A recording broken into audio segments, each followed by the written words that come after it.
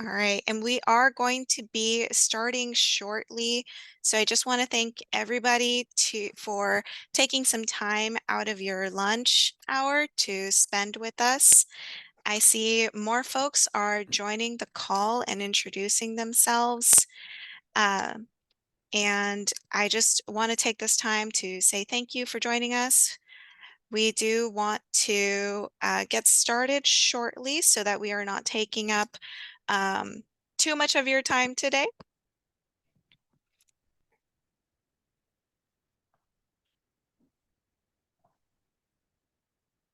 So I do want to let you know this presentation is being recorded and we do have some time at the end for some Q&A. However, feel free to drop some questions in the chat. We have LBCF staff helping to field some questions. If you have something pressing during the presentation that we don't get to live, you will have an answer during the chat, but we do also have some time allotted at the end to answer any questions that you may have. And just a very quick note before we start, I did want to let everybody know that our offices have officially moved as of April 1st. So this is our first Friday at our new office location at the World Trade Center here in downtown Long Beach. So please update your records. We are still in the process of updating all of our records. So you may see an old address from time to time, but our new address is 1 World Trade Center, 8th floor. And I also want to note the change in our zip code is now 90831. And just letting you all know that all of your questions in the chat are going directly to hosts and panelists. I think we might need to change that. Let's see. If I can have some support in changing that to everyone.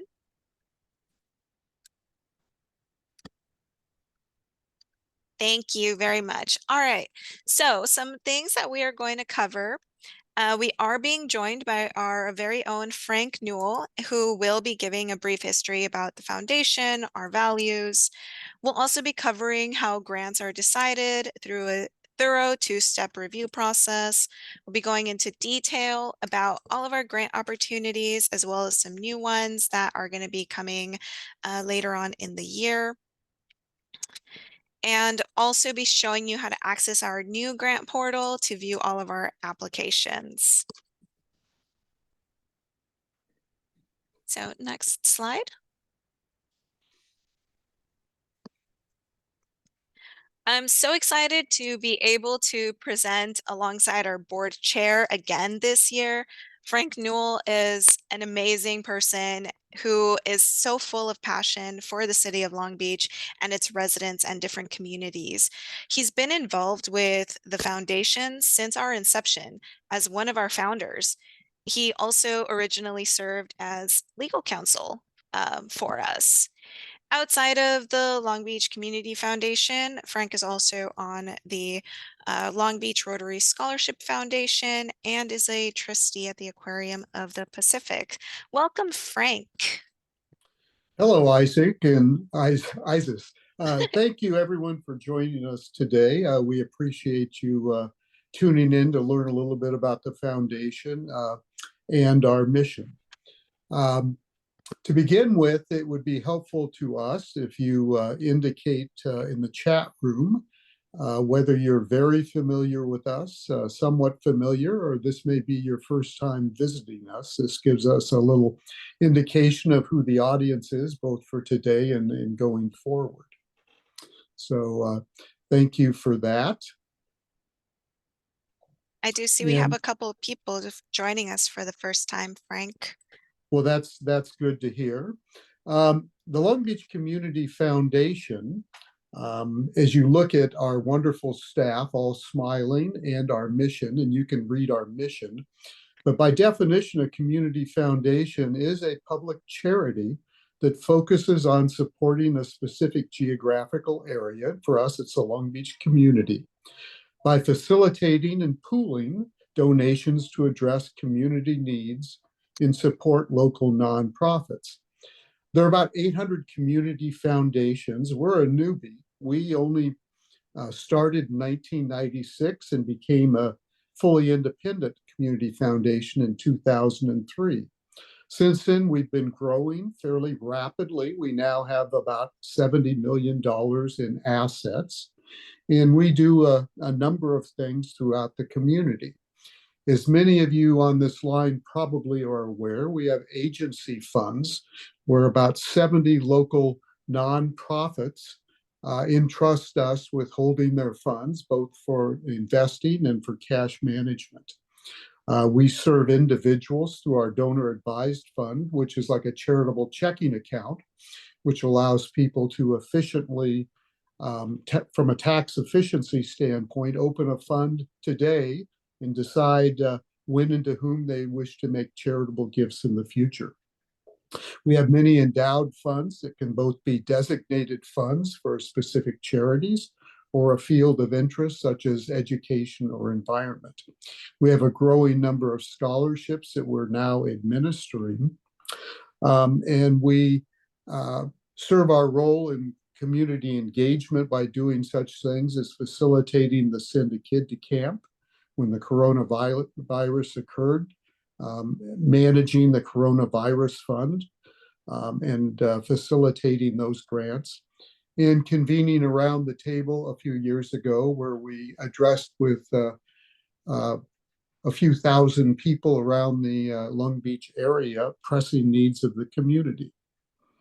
So that's a brief background of the Community Foundation in Long Beach, and I'll turn it back to Isis. We'll talk a little bit about how grants are decided. Thank you, Frank. A majority of our grant making is done through donor advised funds. Those are independently managed by those funds, various donors and advisors. We will be speaking about 2 donor advised fund grant opportunities during this presentation. We also have our board decided grants, which we collect applications for and grant from on an annual basis.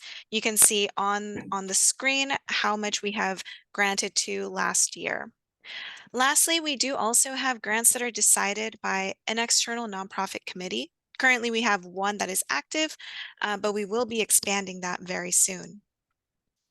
Our grants committee and subcommittees include both Long Beach Community Foundation board members as well as advisory members. This 2-step review process, which we introduced a couple years ago, allows us to narrow down the applications to the most qualified. And note that because of this 2-step process, the timing from when the application closes to when the awards are announced can take up to 2 months. Next slide, please. Oh, thank you. In an effort to diversify our grant making and strive toward more inclusivity with our Long Beach community organizations, board decided grantees will be eligible to be awarded every other year. We're really looking to find new organizations to support and further our reach in this community through our limited funding. So now I'm actually going to be passing it back to Frank, who's going to be speaking on some points our grant committee really focuses on during their review. Thanks, Isis. First of all, it's important that your program and project align with the grant criteria. And we'll be going over the grant criteria today on some of our grants. We focus on how many people your program or project will impact. And this, again, should be in our local community. Sustainability is important. We do not want to be a one and done grant. We are looking for projects that you can demonstrate has a future beyond our grant. We donate to both small and large nonprofits. We desire our grants to add value and be a meaningful part of the program.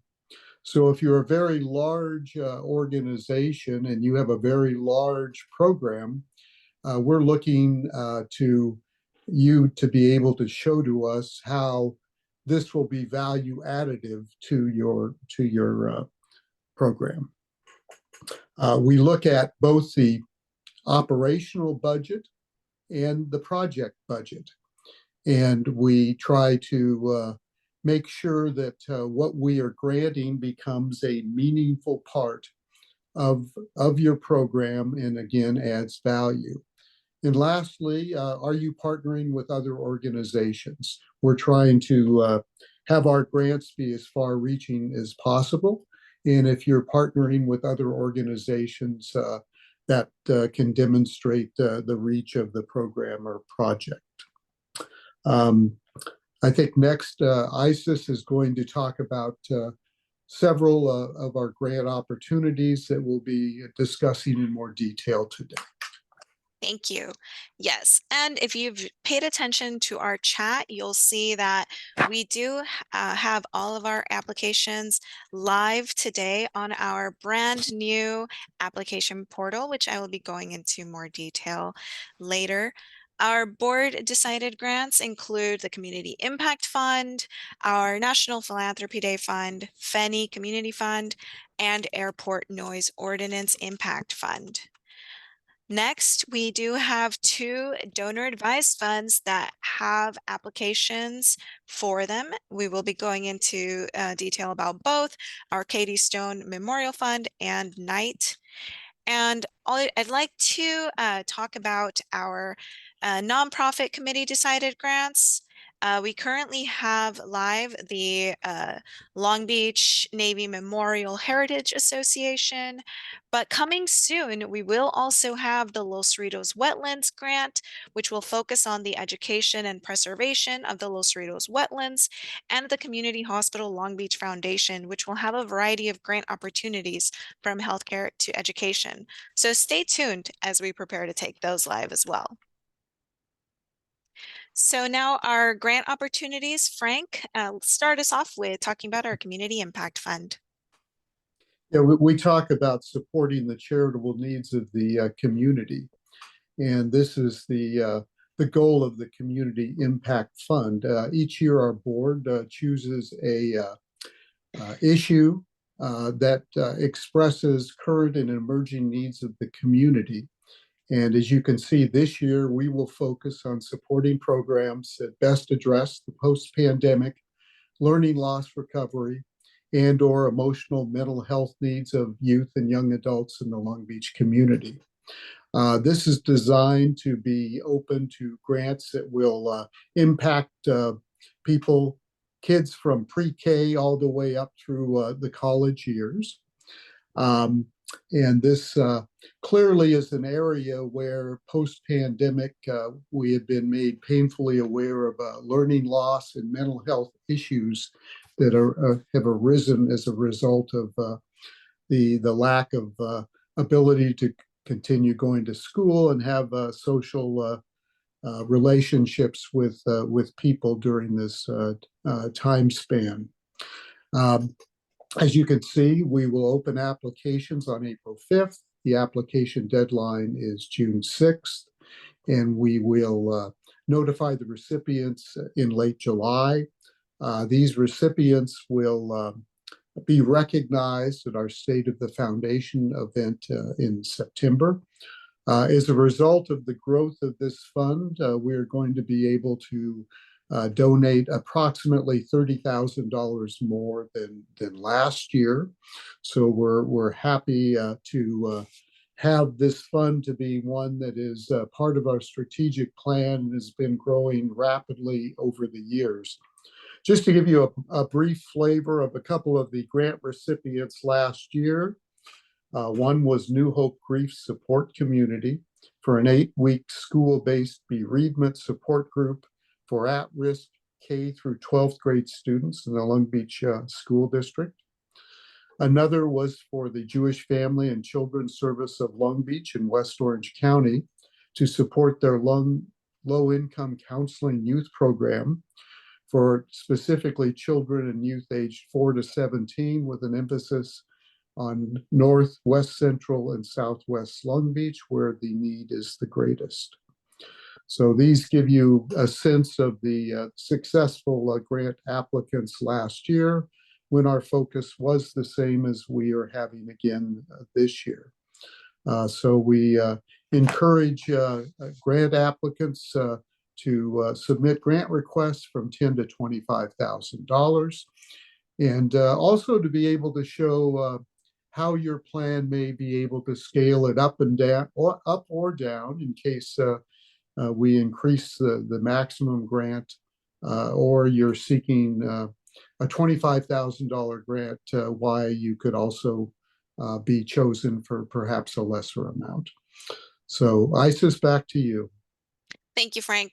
We have so much pride in our Community Impact Fund here at the foundation, and we're so excited for it to grow so that our impact can continue to increase throughout Long Beach.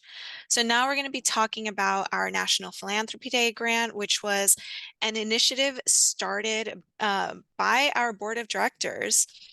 National Philanthropy occurs every year on November 15th.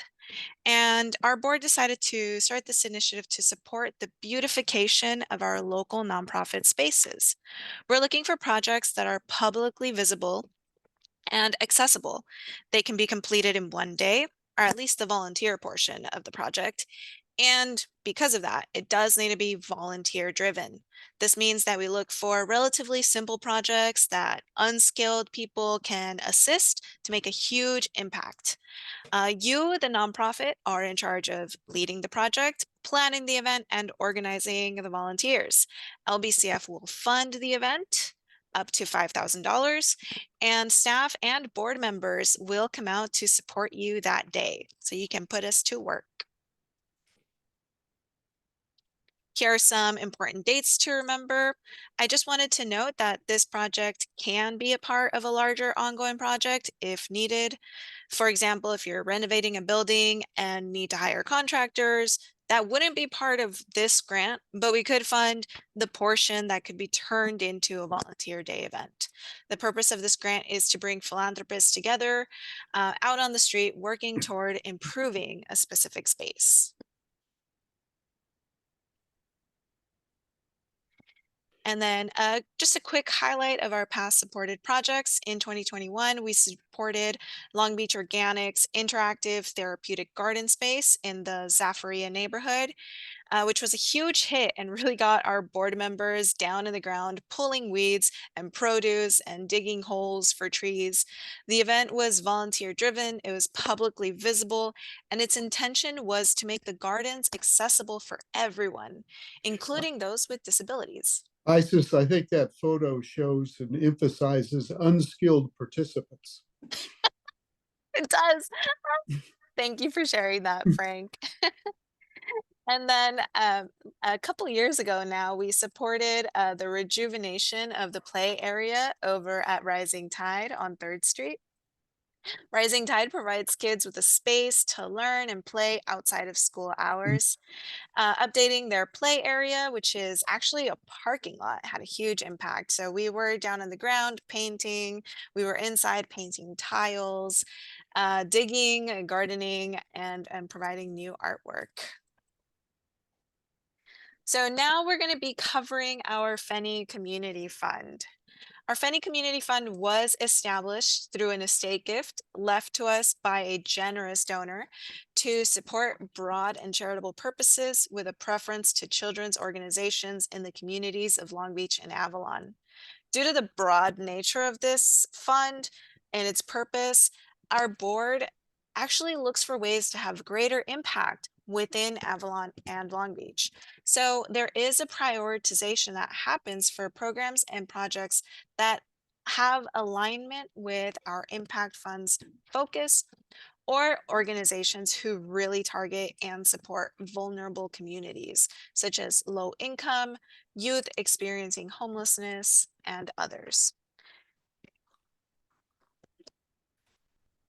Next slide, thank you. Here are some dates to remember. I also do want to say that if you have any questions about whether your program would better fit under the impact fund or if any fund application, please reach out before starting either application. We do prefer organizations to choose one grant of these to apply for and really submit your strongest work rather than trying to fit it into both. So next we'll be covering our Airport Noise Ordinance Neighborhood Impact Fund. This fund was created with fines paid by airlines who have violated noise restrictions at the Long Beach airport.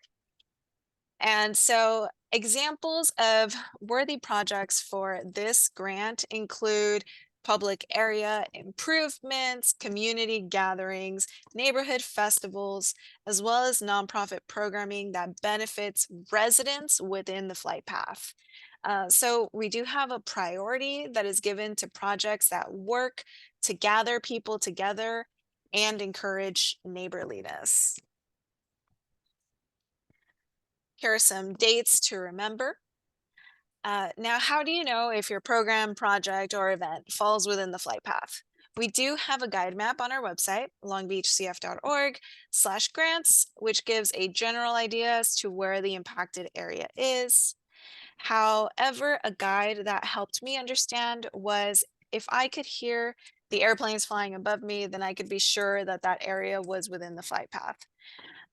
Obviously, in or around the airport is most impacted, but also neighborhoods such as Bixby Knolls or the Los Altos neighborhoods also qualify. Just a quick highlight of one of our past grantees. We supported Jazz Angels swinging along the flight path a few years ago, which had free music classes and performances all along the flight path. Moving on. Our first donor advised fund opportunity that we'll be highlighting today is our Katie Stone Memorial Fund. This fund was established to honor and embrace the spirit of the late Katie Stone. Her philosophy was to meld work and play, to develop both body and mind, and always act in a generous, fun-loving spirit. Awards from this fund support programs that nurture the body, mind, and spirit of folks of all ages, but especially youth in Long Beach. Isis, I'd just like to interject that this shows how somebody can perpetuate a legacy who was an active leader in a community. Katie Stone was very active in the Long Beach Recreation Department for many, many years. I knew her, and she had a great passion for recreation, especially promoting women's recreational and sports. And she has perpetuated that with an endowment fund through our organization. And it's a wonderful testament to her and an example of what somebody can do with an endowment to promote a legacy after they're gone. Exactly, Frank. Thank you so much. So this is a donor advised fund, and grants are ultimately decided by members of Katie Stone's family, who are advisors to the fund. Grants are awarded to US-based nonprofit organizations, schools, or government institutions serving Long Beach who are in good standing with the IRS. Next slide. Our second donor advised fund opportunity is our Knight Foundation Fund. This is a significantly larger grant than any of our other opportunities, but there are very specific criteria that supported projects must have. And on your screen, you will see the types of projects Knight is looking to support. Long Beach is what is known as a Knight City. Previous owners of the Press Telegram, the Knight brothers, owned not just the Press Telegram, but up to 20 other newspapers throughout the nation. And the Knight brothers were committed to giving back to their communities through large-scale projects that connected residents to key players in their communities, such as local government and educational institutions. A big goal of these Knight grants are can they be replicated in other cities? So the Knight Fund specifically favors larger scale projects that have other funding partners as well. Investments in these programs is a priority for this fund because their ultimate goal is for these initiatives to be replicated in other Knight cities. And this opportunity is by invitation only. So, uh, if you have a project that you believe may qualify for consideration, we ask that you send a brief project description, no more than 200 words, to our info email. We do have staff regularly checking our info line, and so we will go ahead and review your project, and a staff member will reach out and be in touch with you, whether it is um, merited to have further conversation, or if we do not see it as a fit for the Knight Foundation. And once again, I do need to remind you all this is a donor advised fund, so ultimately decisions are made by the fund advisors of this fund. Lastly, we'll be talking about our nonprofit committee decided fund from the Navy Memorial Heritage Association. This grant focuses on finding and preserving qualified historic preservation projects. This could include buildings, public landscapes, or contributing structures in historic neighborhoods. Since this is a fund that is advised by an external nonprofit committee, their granting schedule looks very different from our other grants. Their LOI is open during the month of September. And if you are invited to submit a full proposal, that deadline is actually mid-December, and their notifications are in February, March of the following year. There is a preference for projects that are visible to the public, projects that recognize the contributions of the Long Beach Naval Station and Shipyard to the city of Long Beach, and projects that honor the work of architect Paul Revere Williams. So now that we've talked about our different grant opportunities, I want to go over some tips to improve your application process with the foundation. However, really quickly, I do have a question for you all in the chat. Let us know, what are some challenges in submitting grant applications? This doesn't need to be just about our foundation's application process. Think about pains, kinks you've experienced when submitting other grant applications. I know uh, one question that we receive frequently is about our budget and whether you can modify the budget that template that we have. And to that, I would say download the budget template that we provide on our application. You can modify it so long as the template stays within the same format.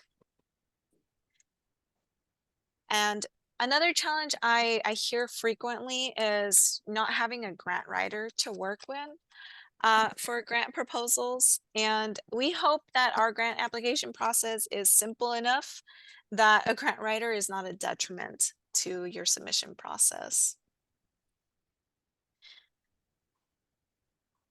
I do see here one answer in the chat. A challenge has been navigating the application system and the many forms involved.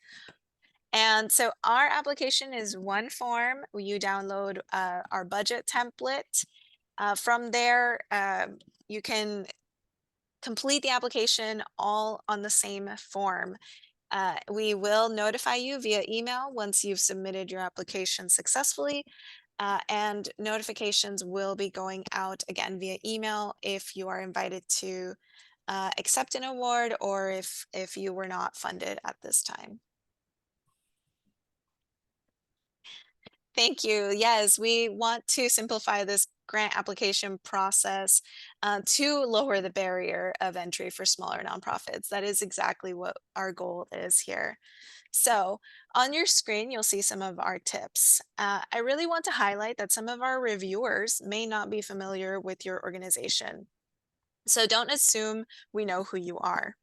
Make sure that your online presence is up to date and accurate, as we will have reviewers looking up your website and social media pages. And also, just a gentle reminder that our discretionary funding is very limited. We are working hard to increase our funding so that it is not as limited. But if you are not awarded, please understand that we are seeking to find the most qualified applicants, as well as grant opportunities that will have the most impact using our funding. Isis, I would just add that remember that this is the Long Beach Community Foundation. And when you're submitting a grant, it should be for a project or a program that will be beneficial in the Long Beach community. Thank you, Frank. So the last portion of our presentation is going over our grant application portal. Since 2021, our foundation has moved to an online application process through our own grant portal. And this year, we transitioned over to a new application portal. So every organization will need to create a new profile in order to view and submit applications. A reminder that all of our applications are available to view online as of today. And you can see on your screen where you can go and find that. So directly on our webpage, longbeachcf.org/grants, you'll see a blue square button that says Grants Portal. That'll take you directly. Or you can also access it through our new link, which is goapply2.akoyago.com/LBCF.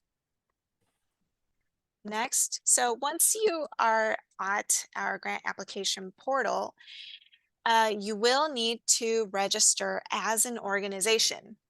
Just a note, if you register as an individual, you're going to get access to our scholarship applications. You don't want that. You want our organization application. So please register as an organization.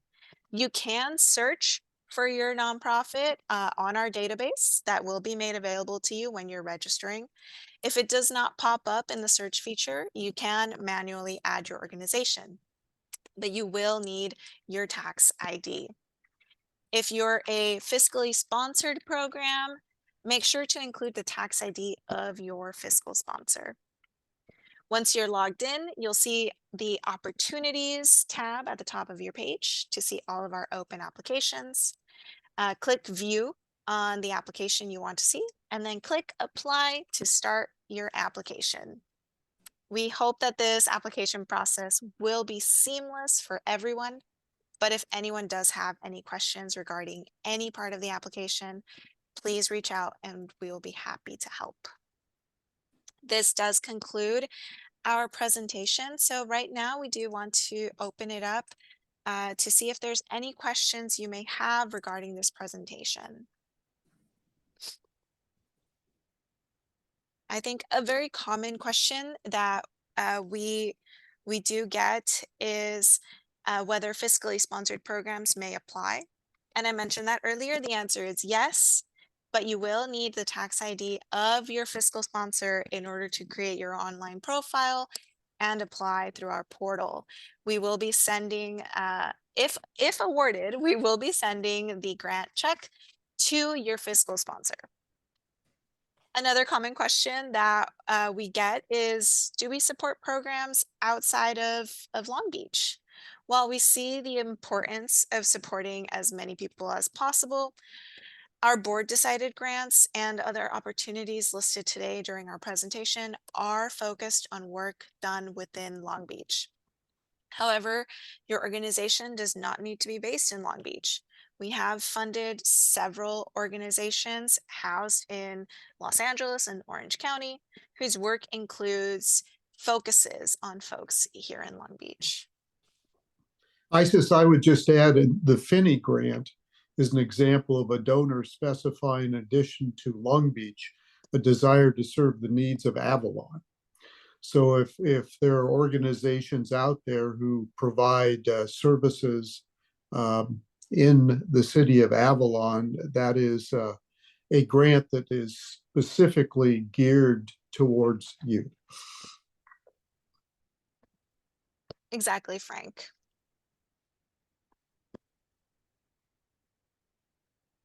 All right, so I'm reading a couple of things in the chat. So we have, um, oh, thank you so much for the time. We're happy to be here. One of the biggest challenges for groups working with marginalized communities, particularly in the LGBT community, is having funders understand the importance of supporting LGBTQ projects. It's a very big challenge. And I definitely understand that the Long Beach Community Foundation is constantly looking to diversify our funding. We're looking for those marginalized communities, and we have an emphasis on reaching our most vulnerable, and that does include members of the LGBTQ community. Last year, one of our grant recipients was the center at the LGBTQ center here in Long Beach. So they were actually one of our grant recipients last year.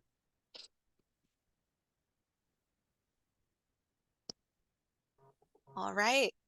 And I'm not seeing any more questions popping up in the chat. So uh, are grants available outside the SoCal and Long Beach area? Uh, the Long Beach Community Foundation does grant nationwide through our donor advised funds. However, our board decided, and the grants that were presented today do have a focus on Long Beach, and our Fenny Fund has a focus as well in Avalon. All right, so if you'd like some time to speak with me one-on-one for a brief 10 to 15-minute call, you can set up some time to speak. Let us know. Please follow us on social media. This webinar recording will be made available on our website, and we will be notifying everyone through our social media pages once it is available. Thank you everyone so much for taking the time to join us. And we look forward to hearing from you and seeing your grant applications pop up. Thank you all and best of luck. All right, I will see you all later. Enjoy the rest of your lunch. Bye.